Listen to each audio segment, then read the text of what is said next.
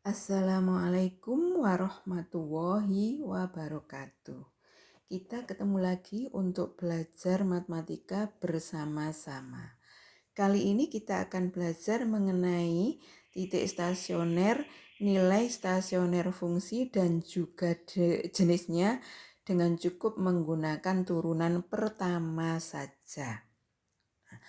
Kalau turunan pertamanya lebih dari 0 berarti gradiennya positif ya. Kalau gradiennya positif nanti akan menunjuk pada fungsi naik. Kalau turunan pertamanya kurang dari 0 berarti gradiennya negatif, berarti nanti menunjukkan fungsi turun. Kalau turunan pertamanya sama dengan 0 atau gradiennya sama dengan 0, maka inilah yang nanti kita bahas pada pertemuan kali ini. Maka nanti fungsinya disebut sebagai fungsi diam dan titiknya disebut sebagai titik stasioner. Nah, mana-manakah yang menunjukkan titik stasioner?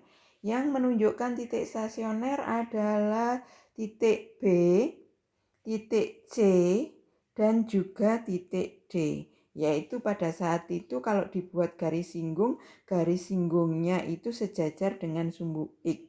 Pada titik B, C, D itu garis singgungnya sejajar dengan sumbu X, sehingga turunan pertamanya sama dengan 0. Jenis-jenis titik stasionernya itu apa saja? Jenis-jenis titik stasionernya itu ada titik stasioner berjenis titik balik maksimum. Kapan disebut sebagai titik balik maksimum?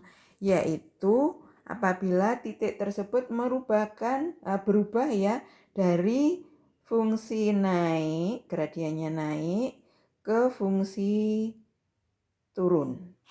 Jadi kalau dari naik berubah menjadi turun, nah titik berubahnya itu disebut titik balik maksimum.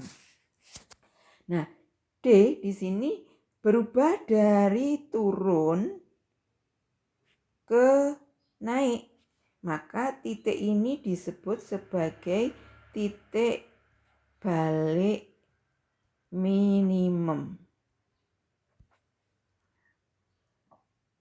Sedangkan titik C, ini titik C itu tidak mengalami perubahan tanda untuk gradiennya. Di sini contohnya dari turun, cuma belok sedikit kemudian turun lagi. Maka di sini C ini disebut sebagai titik belok. Nah, titik belok nanti bisa juga dari naik, belok, kemudian naik lagi. Itu kalau dilihat grafiknya ya. Sekarang bagaimana kalau ada soal tidak ada grafiknya, tapi ada rumus fungsi fx-nya saja. Bagaimana menentukan titik stasionernya dan juga jenisnya. Contohnya seperti terlihat di sini. Di sini tentukan koordinat titik stasioner fungsi fx sama dengan 3x min x pangkat 3 dan juga jenis titik stasioner fungsinya. Maka di sini kita harus mencari turunan pertama dulu ya. Turunan pertamanya adalah f aksen x sama dengan 3x kalau diturunkan 3 min x pangkat 3 kalau diturunkan 3x pangkat 2. Nah, syarat menentukan titik stasioner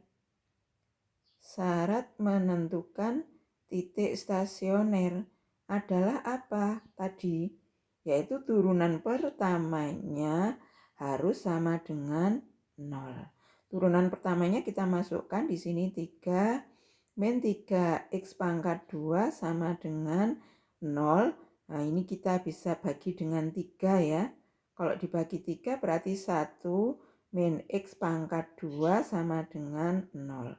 1 itu kan 1 kuadrat, bisa 1 kuadrat. Berarti ini bisa difaktorkan menjadi 1 min x dikali 1 plus x sama dengan 0. Sehingga bisa jadi 1 min x-nya yang sama dengan 0 atau 1 plus x-nya yang sama dengan 0. Kalau 1 min X-nya sama dengan 0 berarti min X-nya sama dengan min 1. Kalau gitu X-nya sama dengan 1. Di sini X-nya sama dengan min 1. Nah, berikutnya bagaimana? Berikutnya kita buat garis bilangan. Nah, garis bilangan karena ada harga X, berarti kita buat 2 titik di sini. Nah, harga X yang kecil kita taruh di kiri yaitu min 1, berarti yang kanan ini 1. Kemudian kita selidiki daerah plus minusnya untuk menentukan gradien garis singgungnya. Nah, kita ambil titik X sama dengan, kita ambil harga X sama dengan 0 ya. X sama dengan 0 berarti ada di daerah tengah ini, kita selidiki daerah tengah ini positif apa negatif. Caranya menyelidiki, kamu substitusikan ke yang sudah difaktorkan. Yang sudah difaktorkan berarti ini ya. Ini 1 min X dikali 1 plus X. X-nya diganti 0 berarti 1 min 0 dikali 1 plus 0. Ini berarti plus, di sini juga plus. Plus dikali plus berarti di sini plus, di sini min. Ini juga min. Nah, sudah ketemu.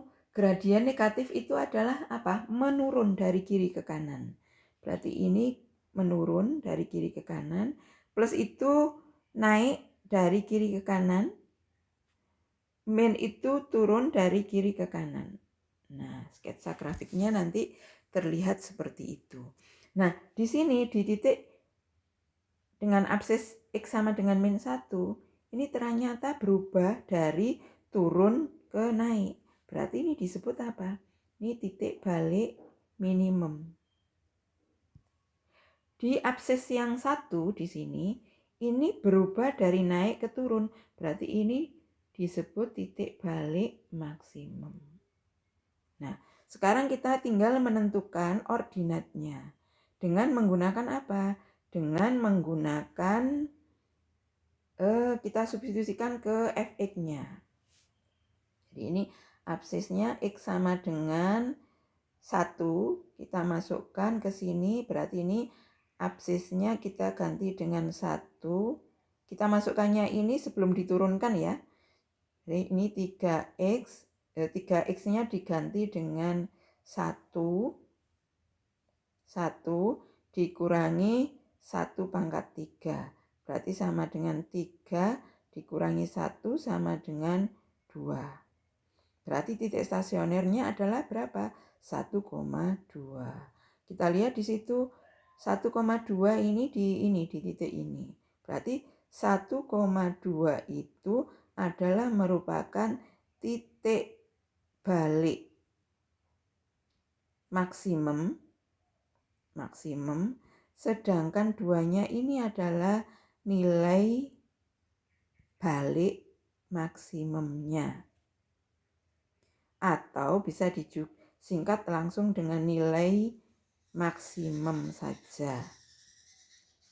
Nah, sedangkan X sama dengan min 1, kita masukkan ke ordinatnya ke sini, berarti F dalam kurung X-nya diganti min 1 sama dengan 3 dikali min 1 dikurangi min 1 pangkat 3.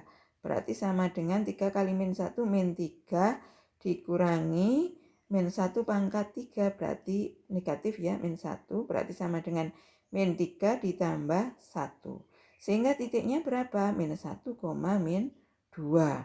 Kalau kita cermati di atas itu, berarti min 1, min 2 itu letaknya di sini. Nah, berubah dari turun menjadi naik. Berarti di sini titiknya itu berjenis titik balik minimum,